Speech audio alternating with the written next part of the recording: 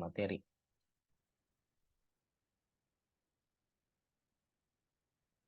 Baik, kita akan mulai. Saya ucapkan terima kasih untuk yang telah join atau yang gabung. Kita akan berbincang atau berdiskusi tentang pertemuan ke-6 mengenai struktur outline untuk penelitian ya, tugas akhir atau skripsi, dan pedoman PKM tentunya ya. Sekali lagi saya ucapkan Assalamualaikum warahmatullahi wabarakatuh. Untuk yang join, silakan nanti langsung mute ya. Nah, untuk tugas akhir atau skripsi, kita kan berarti di tugas akhir ya. Untuk yang D3, kalau untuk yang S1 berarti skripsi. Oke. Tugas akhir atau skripsi ini merupakan bentuk karya ilmiah tentunya yang ditulis oleh mahasiswa, peneliti, atau siapapun begitu yang telah memenuhi persyaratan akademik.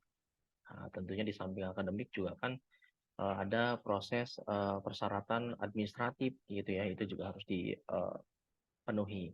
Kemudian selain itu pula juga tugas akhir atau skripsi ini merupakan mata kuliah inti yang harus diikuti dan dipenuhi tentunya oleh mahasiswa atau mahasiswi di semester akhir ya. Kalau semester skripsi itu biasanya di semester 7 atau 8 ya. Kemudian untuk yang semester 6 itu di diploma ya.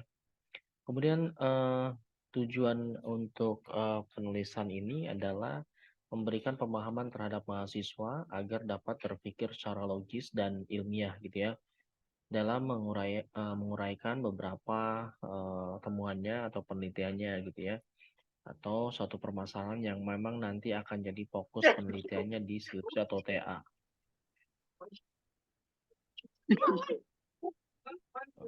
Yang ini langsung di mute ya. Oke, baik. Apakah dia Oke. Berikutnya untuk pertemuan ini, nah ini dia persyaratan-persyaratan yang memang harus dipenuhi oleh mahasiswa ya, terkait dengan persyaratan administratifnya. Persyaratan akademiknya ini dalam rangka pemenuhan untuk maju skripsi atau TA. Pertama, mahasiswa itu harus menyelesaikan kegiatan perkuliahan minimal 5 untuk TA atau untuk diploma, dan semester 6 SKS yang telah dicapainya lebih dari 100 SKS gitu ya. Kemudian memiliki indeks prestasi kumulatif minimal 2. Jadi di bawah 2 itu tidak bisa mengajukan untuk penelitian tugas akhir atau TA ya. Kemudian tidak ada mata kuliah di semua mata kuliah. Jadi semua mata kuliah harus tidak boleh ada nilai artinya harus lulus semua ya. Kemudian telah lulus 4 mata kuliah unggulan. Nah, terkait dengan mata kuliah unggulan kan per jurusannya atau per prodinya berbeda ya. Nanti dicek mata kuliah unggulan di prodi teman-teman apa gitu ya. Kemudian terdaftar pada semester yang bersangkutan ya. Jadi terdaftar di semester 7 atau tidak sedang cuti ya, atau kondisinya itu aktif. Kemudian membayar biaya bimbingan. Nah, ini penting, membayar biaya bimbingan melalui ATM atau bank yang bekerja sama dengan Universitas Binasaran Informatika. Ya, itu untuk administratifnya. Kemudian untuk mahasiswa yang memang tidak nanti ada tugas akhir, itu masuk ke ujian komprehensif. Nah, untuk ujian komprehensif ini waktu ujian lisan atau tertulis ya. Jadi terserah nanti pengujinya seperti apa. Yang jelas nanti ada ujian tes lisan gitu ya selama kurang lebih 45 menit untuk mata kuliah yang diujikannya itu adalah pada mata kuliah wajib membawa KKP. Jadi ada 2 mata kuliah tentunya yang nanti akan diujikan komprehensif tergantung dari jurusan ya. Kemudian wajib membawa laporan atau cetakan dari KKP-nya. Jadi nanti bisa dipresentasikan tuh hasil kuliah kerja prakteknya ya di semester berapa tuh ya? Semester 5 mungkin ya. Oke, kan we.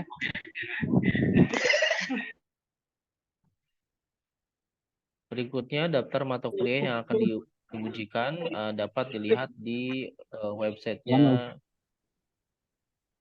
ya di ruang mahasiswa ya, nanti bisa dicek nanti ya. Kemudian mahasiswa tidak dibimbing oleh dosen pembimbing tugas akhir atau skripsi. Jadi kalau untuk ujian komprehensif itu jangan tanyakan Pak pembimbingnya siapa. Tidak ada. Pembimbingnya itu langsung penasehat akademik. Jadi langsung konfirmasi ataupun bisa diskusi dengan penasehat akademik dari semester 1 sampai semester akhir ya. Dan jadi tidak ada bimbingan khusus untuk yang komprehensif. Berikutnya untuk ini yang skripsi atau TA ya, ini masuk outline-nya. Outline skripsi itu di Fakultas Teknik dan Informatika, di Prodi Sistem Informasi, ada 4 ya. Pertama, pilihannya ada 4. Pertama, perancangan program bisnis. Ya, ini terkait dengan beberapa mahasiswa yang mengajukan program bisnis untuk bisa membuat penelitian di program bisnis ya. Jadi misalnya mempunyai ide untuk bisa membuat bisnis gitu ya dan bisa dikaryakan sebagai karya ilmiah. Kemudian perancangan animasi interaktif. Nah, ini untuk teman-teman sistem informasi nih perancangan animasi interaktif. Kalau sekarang kan apa ya? Banyak sekali animasi ya yang memang sebagai contoh lah atau referensi gitu ya baik di YouTube, di beberapa apps dan lain-lain. Nah, itu bisa jadi referensi nih untuk perancangan animasi interaktif, bisa untuk pembelajaran, bisa untuk edukasi, bisa untuk apapun itu ya, tapi bentuknya animasi. Nah, sekarang kan banyak ya beberapa tools tambahan yang memang teman-teman bisa gunakan tuh untuk sistem informasi. Kemudian boleh pakai AI nggak boleh ya untuk animasi. Jadi kalau teman-teman misalnya pengen membuat animasi tentang edukasi berhitung misalnya untuk anak SD boleh, untuk anak TK boleh. Kemudian animasinya itu atau gambarnya itu kita tidak bisa sketch misalnya. Nah, bisa menggunakan AI boleh.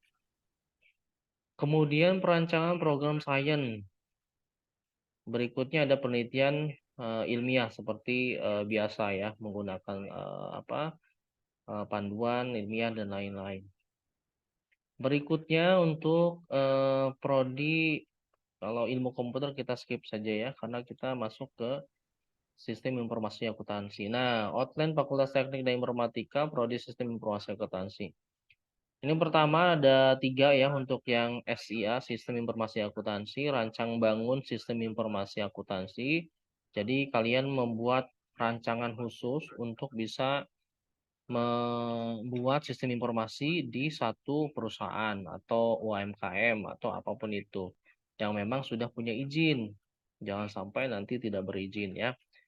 Izinnya itu boleh yang paling sederhana, bisa SIUP ya, surat izin usaha, atau yang lebih tinggi lagi misalnya CV atau firma atau bahkan PT ya.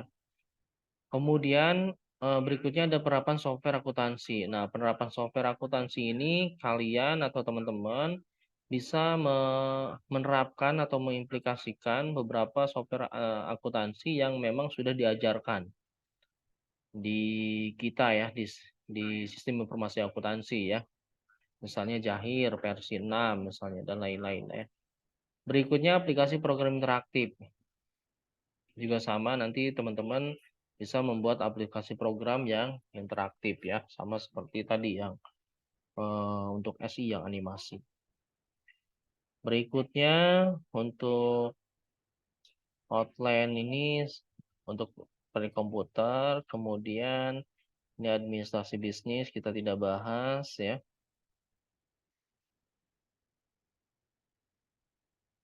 Ini untuk bahasa Inggris, kita skip saja dulu.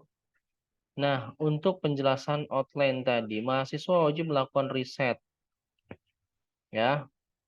Teman-teman mau pilih TA atau yang D3 atau skripsi, tetap harus menggunakan riset ya.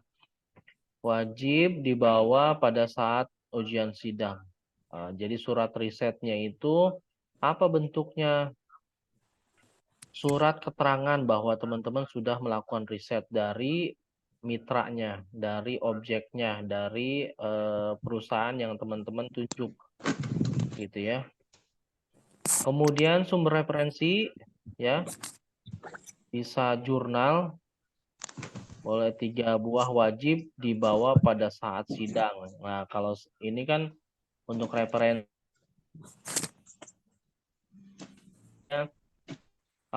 referensi yang ada di jurnal itu misalnya ada 15, minimal bawa 3 gitu ya. Bawanya tidak usah dibawa printingnya ya, misalnya jurnal dibawa dengan nanti kan kita terintegrasi dengan Mendeley ya, website Mendeley, kemudian nanti dibuka saja. Jadi 3 referensi atau jurnal yang memang sudah ready nih untuk ditunjukkan jika saja nanti ditanyakan oleh penguji. Nah, atau memang sudah siapkan ya lebih dari 3. Pertama, berikutnya adalah latar belakang masalah. Teman-teman juga nanti berdiskusi dengan pembimbingnya. Kemudian model pengembangan sistemnya apa ya. Dan untuk model pengembangan sistem ini memang teman-teman tidak disarankan untuk memakai waterfall ya. Jadi menggunakan model pengembangan sistem yang lain gitu ya. Ya, dari sekarang teman-teman juga harus punya pemahaman lebih gitu ya untuk memakai model pengembangan sistemnya gitu ya. Jangan waterfall mulu gitu ya, karena terlalu jenuh, terlalu banyak ya. Kemudian untuk tinjauan pustaka berisi tentang semua teori-teori yang berhubungan dengan TA atau skripsi yang akan dibahas. Nah, untuk teori ini boleh teman-teman menggunakan jurnal atau buku ya. Boleh, silakan. Bisa menggunakan Scholar atau repository dan lain-lain, teman-teman boleh dicek. Dan upayakan teman-teman mengsitasi atau mengkutip tulisan dari dosen Universitas Berdasarkan Informatika ya. Jadi jangan sampai nanti yang dikutip itu orang lain gitu ya. Walaupun boleh ya gitu, tapi paling tidak teman-teman punya kutipan yang mengutip tulisan atau jurnal dari dosen UBSI gitu ya. Misalnya dari 25 referensi gitu ya. Ya minimal 24 lah ya. 24 referensi. Kemudian penelitian terkait ini juga boleh nanti ya. Kemudian untuk proses bisnis menceritakan kegiatan utama dari masalah yang akan diangkat. Nah, teman-teman juga kan untuk mendapatkan masalah utama di perusahaan tersebut harus apa? Harus observasi, bisa wawancara, ya.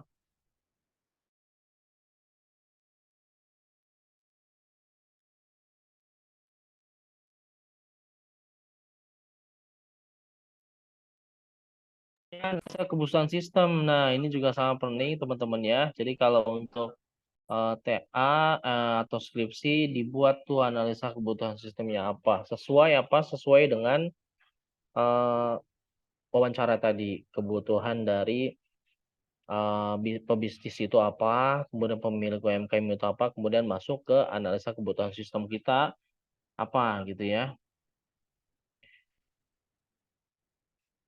Selanjutnya ini untuk PKM. Untuk masalah skripsi atau TA ada yang ditanyakan. PKM ini adalah program kreativitas mahasiswa ya. Ini salah satu program pemerintah yang didorong untuk diikuti oleh mahasiswa atau dosen nanti sebagai pembimbing ya PKM. Dan PKM ini bisa menggantikan tugas akhir atau skripsi ya. Bisa direkognisi nanti sebagai pengganti dari skripsi. Dan PKM ini memang ada pendanaan dari pemerintah ya. Oke, silakan. Ada yang perlu ditanyakan terkait dengan TA dan skripsi? Jika tidak, kita lanjut ya.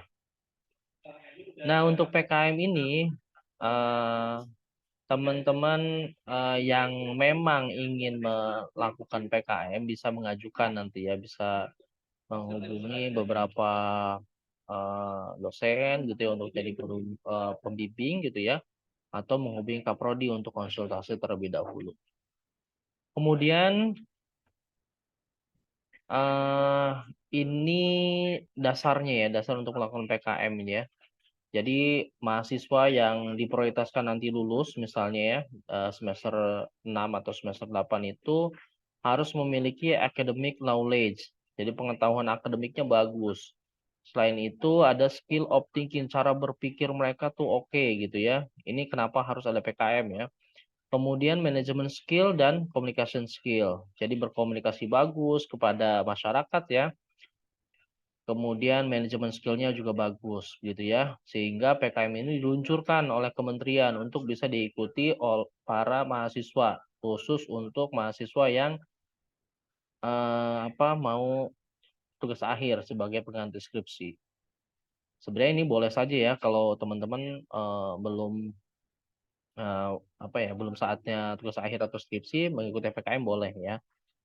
Jadi nanti ada persyaratan, beberapa persyaratan, kemudian nanti ditunjuk siapa dosen pembimbingnya dan teman-teman bisa melakukan PKM. Kemudian isu atau temanya itu nanti ada pilihan ya di websitenya sesuai dengan kebutuhan atau isu terkini. Dan yang terbaru itu program pemerintah itu kampus mengajar ya. Jadi kalau teman-teman memang masih qualified untuk kampus mengajar ya silakan saja daftar ya sebelum ke PKM ya. Berikutnya ini ada kreativitas merupakan tentunya jelmaan dari integritas 3 faktor utama dalam diri manusia ya. Ini masih dasar atau latar belakang dari PKM. Pertama pikiran, imajinasi, persepsi, dan nalar. Kemudian perasaan, emosi, estetika, dan harmonisasi. Kemudian berikutnya setelah emosi, estetika, dan harmonisasi baru keterampilan, bakat, faal tubuh, dan pengalaman. Nah, untuk mahasiswa yang mencapai level kreatif yang optimal, maka salah satu program yang dibuat adalah program kreativitas mahasiswa. Nah, untuk cakupannya PKM ini lebih luas ya saya kira teman-teman ya. Walaupun memang menitik beratkan pada tadi eh, knowledge, kemudian manajemen skill dan komunikasi gitu ya. Dan ini program bagus ya dan oleh pemerintah diluncurkan untuk teman-teman yang memang memiliki kreativitas tinggi ya. Kemudian untuk karakteristik umumnya untuk PKM itu menumbuhkan eh, higher order thinking skill. Jadi teman-teman yang memang punya kemauan untuk bisa menambah pengalaman juga gitu, tapi skillnya juga mumpuni gitu ya, teman-teman bisa masuk ke PKM ini gitu ya. Kemudian ini juga bisa menjadi implementasi Tridharma perguruan tinggi, yaitu pendidikan, pengajaran, dan penelitian dan pengembangan. Makanya pasti jika ada mahasiswa yang memang ingin untuk mengikuti PKM ini, dosen pun pasti akan antusias gitu ya. Karena sebenarnya PKM ini kan memang harusnya mahasiswa yang mengajukan, kemudian juga dosen yang ditunjuk sebagai pembimbingnya gitu ya. Dan dosen juga pastinya punya kewajiban yaitu untuk melakukan pendidikan, pengajaran, dan penelitian dan pengembangan. Nah, PKM ini masuknya apa? Penelitian pengembangan atau bukan? Nah, masuknya itu masuk ke pengabdian kepada masyarakat karena masuk ke ranah pengabdian ke masyarakat. Jika teman-teman ada ya memang mengajukan untuk PKM ya silahkan nanti dibuatkan kelompoknya kemudian tunjuk dosen pembimbingnya ya atau nanti konsultasi terlebih dahulu dengan Kaprodi ya. Nah, ada 7 program kreativitas mahasiswa atau PKM nih ya. Pertama ada PKMP penelitian, ya hampir sama ya seperti TA atau skripsi, tapi ini melalui program PKM. Dan pastinya ada pembiayaan dari pemerintah. Kemudian ada KMK, kewirausahaan. Jadi membuat produk, kemudian layak dijual, kalian jualan. Jadi semacam observasi bisnis ya, kalau kewirausahaan. Kemudian pengabdian kepada masyarakat. Nah, untuk pengabdian ke masyarakat ini lebih kepada kita terjun ke masyarakat untuk memberikan dampak atau memberikan bantuan sesuatu yang memang di ranah kemahasiswaan, misalnya untuk mengajarkan bagaimana mengelola sampah, kemudian membuat sistem pembelajaran seperti di sekolah, tapi dikerjakan di desa gitu ya. Jadi macam-macam untuk pengabdian kepada masyarakat. Kemudian penerapan teknologi. Jadi teknologi apa nih yang memang kira-kira cocok dengan satu desa ini gitu ya. Tapi tentunya harus ada observasi terlebih dahulu gitu ya. Kemudian karsa cipta, ini kita yang evolusioner membuat sesuatu gitu ya. Bisa membuat prototipe untuk pertanian misalnya, atau apapun yang memang nanti bisa diaplikasikan di desa tersebut. PKM artikel ilmiah, ini banyak nih yang artikel ilmiah nih. Jadi teman-teman bisa membuat artikel ilmiah gitu ya, yang berdasarkan dengan empirik atau kenyataan yang ada, pengalaman teman-teman di suatu daerah gitu ya, untuk majukan sebagai artikel ilmiah. Kemudian bisa juga masuk ke gagasan tertulis. Ini bisa dalam bentuk paper juga nanti ya, gagasan tertulis itu, atau sekarang itu dalam bentuk video atau film ya, film pendek. Ini sudah dibahas tadi PKMKC, kita. Oke. Persyaratan administratif untuk KM. Pertama, peserta PKM harus terdaftar sebagai mahasiswa pada pendidikan S1 atau diploma. Teman-teman pasti sudah qualified ya, karena sudah semester 4. Makanya sudah qualified. Kemudian seorang mahasiswa hanya dibenarkan masuk dalam satu kelompok pengusul PKM. Jadi tidak boleh double ya, baik sebagai ketua maupun anggota yang disetujui oleh untuk didanai. Jadi teman-teman nanti tidak boleh mengambil double PKM atau double program, dan tentunya nanti disetujui untuk didanai oleh pemerintah dan kampus juga pastinya. Kemudian seorang dosen atau pembimbing, nah ini penting ya. Seorang dosen pembimbing hanya disetujui di Libtapmas membimbing maksimal 3 judul kelompok pelaksanaan PKM. Jadi nanti di Libtapmas itu adalah akun atau websitenya pemerintah. Nanti di sana juga ada gitu ya dosen-dosen yang eligible untuk bisa membimbing. Nah, nanti pengajuan kita bisa mengajukan maksimal 3 judul ya, 3 judul atau 3 kelompok. Jadi bisa tuh saya misalnya membimbing 3 kelompok dari kalian gitu ya. Itu bisa. Kemudian setiap usulannya mencantumkan dana dari pihak lain, baik dari pihak internal kita ya, dari BSI maupun eksternal perguruan tinggi, harus melakukan surat pernyataan pembiayaan. Jadi harus ada kalau misalnya surat pembiayaan, fakta ya, bahwa kita didanai misalnya gitu ya. Kemudian setiap usulan PKM dan PKT wajib menyertakan persyaratan bekerja sama dengan pihak mitra. Nah, pihak mitranya ini siapa? Misalnya desa, UMKM, apalagi CP dan lain-lain lah gitu ya. Itu harus membuat kesediaan bekerja sama dengan kita gitu ya. Bahwa dia itu mau bekerja sama dengan kelompok kita. Nanti formatnya ada di website. Berikutnya untuk persyaratan administratif untuk PKM artikel ilmiah ya gitu ya, AI. Kelompok mahasiswa yang aktif terdaftar mengikuti program S1 atau diploma. Kemudian mahasiswa mengusulkan dapat berasal dari berbagai program studi. Jadi bisa cross nih. Jadi SI gabung dengan SIA bisa untuk membuat satu artikel ilmiah ya. Kemudian untuk perguruan tinggi yang bidang kepakaran yang terbatas, misalnya kita nih ada sistem informasi saja. Diperkenakan juga untuk bermitra dengan perguruan tinggi lain, boleh dengan universitas lain kalau memang prodinya terbatas gitu ya, misalnya prodinya hanya 2 gitu ya. Sementara bidang ilmu di artikel 5 ini perlu misalnya 4, 3 gitu ya. Silakan. Gitu. Nanti kalau memang ada teman di beberapa universitas gitu yang memang eligible juga atau mau juga untuk masuk ke PKMAI, silakan gitu ya. Kemudian apa nih? Legalitas proposal tersebut ditandatangani oleh pembantu atau wakil rektor bidang kemahasiswaan. Jadi tetap harus koordinasi dengan warek nih. Bidang 2 tentunya kemahasiswaan ya. Bisa direktur untuk kemahasiswaan, kemudian politeknik biasanya Pak Ketua, sekolah tinggi itu perguruan tinggi itu ketua dan rektor untuk universitas ya, dan ketua kelompok pengusul. Jadi ada tanda tangan mereka. Kemudian keanggotaan mahasiswa disarankan berasal dari 2 angkatan yang berbeda. Boleh beda angkatan tuh. Jadi semester 4, semester 6 gitu ya. Atau semester 6, semester 4. Sama aja ini. Ya.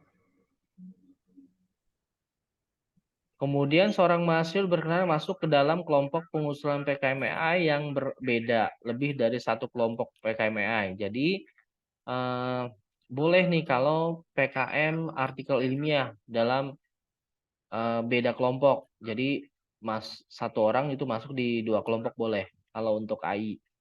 Hal ini didasarkan pada kenyataan bahwa artikel PKMAI ditulis dari sumber kegiatan yang telah selesai dan kemungkinan seorang mahasiswa turut menyelesaikan beberapa kegiatan dalam kelompok yang berbeda. Jadi kalau misalnya PKMAI ini boleh nih untuk membuat artikel ilmiah gitu dari Abdimas misalnya ya yang telah dilakukan sebelumnya. Oke, paham ya. Kemudian persyaratan administratif untuk dosen pendamping itu diperkenakan membimbing lebih dari satu kelompok. Jadi boleh dosen juga mengambil atau membimbing lebih dari satu kelompok. Sesuai dengan status saat pembimbing kegiatan yang telah selesai dilakukan. Maksimal 5 kelompok. Jadi boleh tuh kalau tadi untuk PKM, kewirausahaan dan lain-lain itu 3. Ya, kalau AI ini boleh mengambil kelompok 5 kelompok. Gitu ya.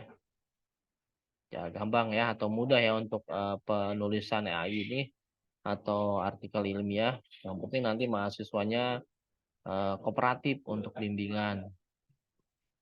Kemudian untuk PKM berikutnya,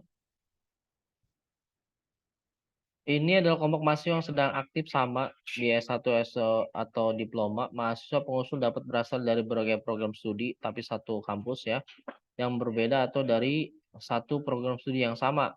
Tergantung pada bilang kegiatan yang telah dilaksanakan, namun dalam satu perguruan tinggi kalau untuk POTMGT. Kemudian keanggotaan mahasiswa disarankan berasal dari minimal 2 angkatan yang berbeda. Nah, gitu.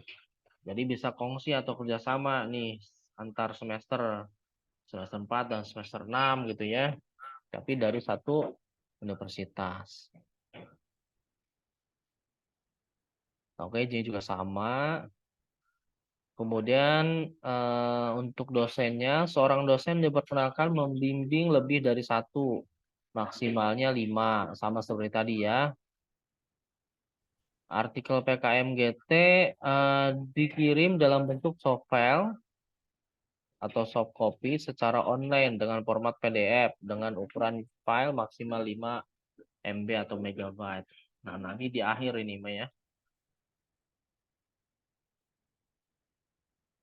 Oke, ini ketentuan penulisan usulannya. Silakan nanti dipenuhi ya. Ini seperti penulisan artikel ilmiah seperti biasa ya. Ada Harvard Style. Ini yang untuk bibliografi atau daftar pustaka ya. Jadi tinggal klik nanti pilihnya kita Harvard Style. Jangan yang apa gitu kalau di Mendeley-nya. Makanya saya kemarin teman-teman juga harus mengetahui cara penggunaan Mendeley untuk beberapa program ini ya, penulisan. Nah, untuk struktur laporan akhir PKM-nya seperti ini. Ya, ada pendahuluan, ada tinjauan pustaka bab 2 dan metode pendekatan, pelaksanaan program, hasil pembahasan, kesimpulan, dan terakhir daftar pustaka. Ini mudah lah ya. Jadi teman-teman jika memang minat silakan nanti membuat atau mengikuti salah satu minimal ya untuk PKM tadi. Selain dapat pembiayaan, rekomendasinya juga bagus dan poinnya juga besar ya untuk mahasiswa karena memang program pemerintah. Untuk lebih detail, maka pedoman program kreatif mahasiswa ini dapat diunduh ya di website student.bsi.ac.id. Ya teman-teman juga kalau memang mau lebih lanjut ya silakan nanti masuk. Ini ada informasi untuk lomba-lomba nasional yang memang teman-teman ikut ingin join gitu ya silakan nanti di websitenya ini ya. Nanti saya share juga di simbol mawa kemendikbud.go.id.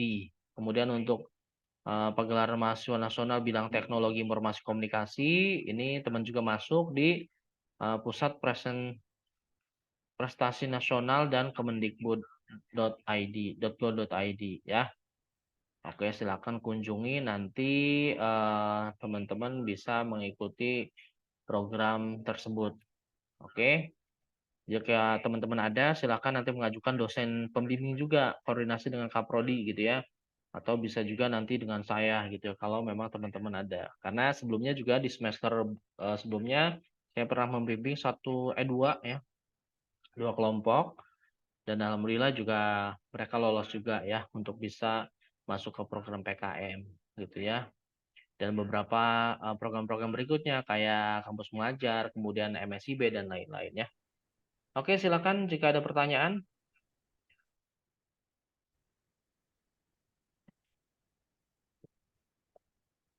Ada pertanyaan?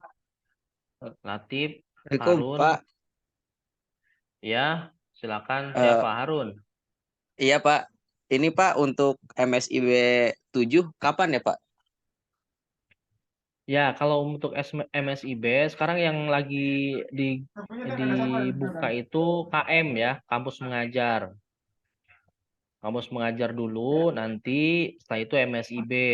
Biasanya memang nggak jauh ya, jangan berisik dulu. Iya Harun, silakan mengikuti. Jadi kalau teman-teman mau MSIB, silakan nanti di websitenya masuk, kemudian daftar, pasti eligible ya, karena memang teman-teman aktif sebagai mahasiswa Universitas BSI, kemudian nanti pilih salah satu programnya, bisa MSIB, kampus mengajar, ataupun yang lain ya.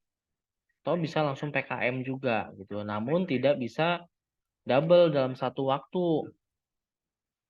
Tapi saya sarankan memang biasanya pertama kampus mengajar, karena kampus mengajar kan lebih luas ya itunya.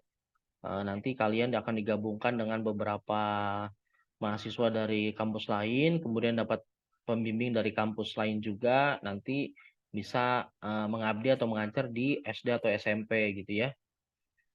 Itu. Jadi kalau teman-teman di sini ada yang mau konsultasi untuk kampus mengajar dan lain-lain, nanti bertemu dengan Kaprodi atau dengan saya nanti ya. Itu Harun salah satunya mungkin mau masuk ke kampus mengajar, dan BSI termasuk banyak juga teman-teman mahasiswanya yang masuk ke program-program pemerintah ya, termasuk MSIB, kemudian PKM, kampus mengajar dan lain-lain gitu ya. Karena selain direkognisi ya nilainya, kemudian juga mereka dapat insentif ya. Jadi tidak harus kuliah, tapi aktif di kampus mengajar misalnya di SD mana gitu ya.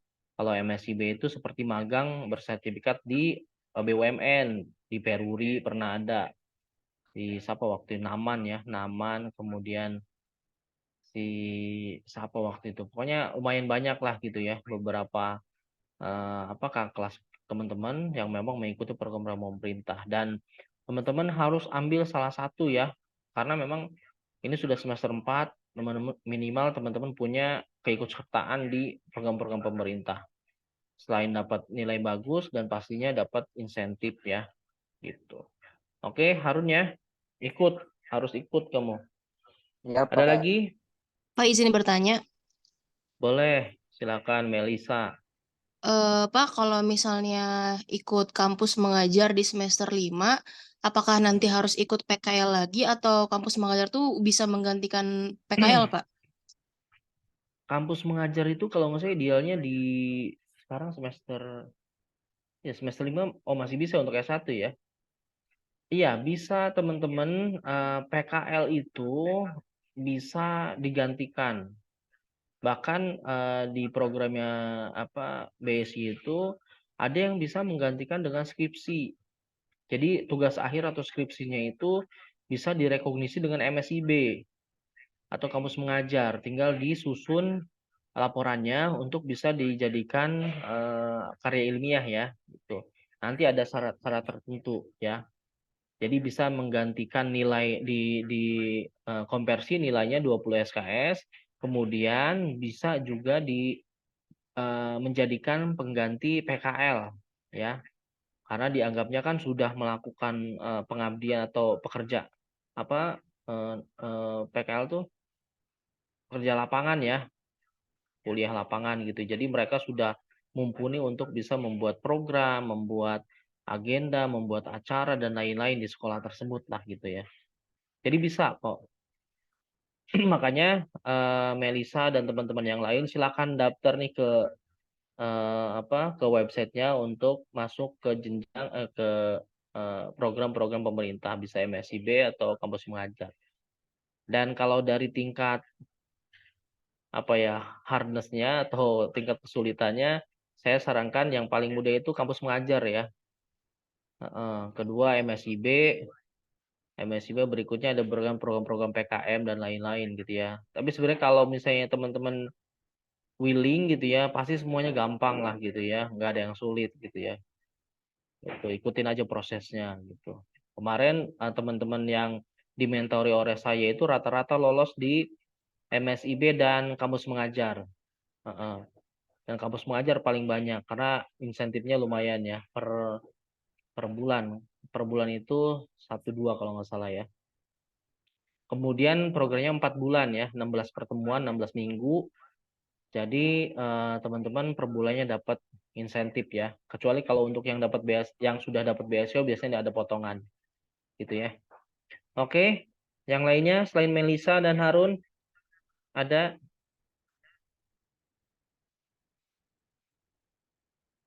Ada. Oke. Semoga teman-teman dari 60 ini adalah setengahnya atau bahkan lebih dari itu untuk daftar ya. Karena dosen-dosen juga memang pastinya tertarik untuk mendaftar dan biasanya mendampingi atau dari DPL atau dosen pendamping lapangan di mahasiswa kampus lain ya. Jadi cross nanti kalian dibimbing sama dosen Unsika misalnya UBP atau yang lain, saya membimbing mahasiswa dari kampus mereka gitu ya. Jadi di cross kayak gitu. Beberapa kali saya pernah 3 kali, salah satunya di Klari pernah. Kemudian kemarin di Jakarta, saya membimbing mahasiswa di Jakarta. Kemudian pernah di Pangandaran.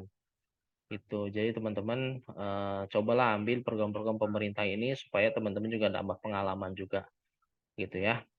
Biasanya memang di pelosok sih dapatnya gitu ya. Kalau di sini mungkin di loji, di daerah-daerah pesisir mungkin ya gitu. Jadi biasanya teman-teman dapatnya seperti itu. Jarang di kota itu ya. Di Kelari itu kemarin karena ada beberapa SD doang yang secara AKM-nya kurang gitu ya, atau masih minim lah fasilitasnya gitu ya di daerah Kelari. Oke, kalau tidak ada pertanyaan lagi saya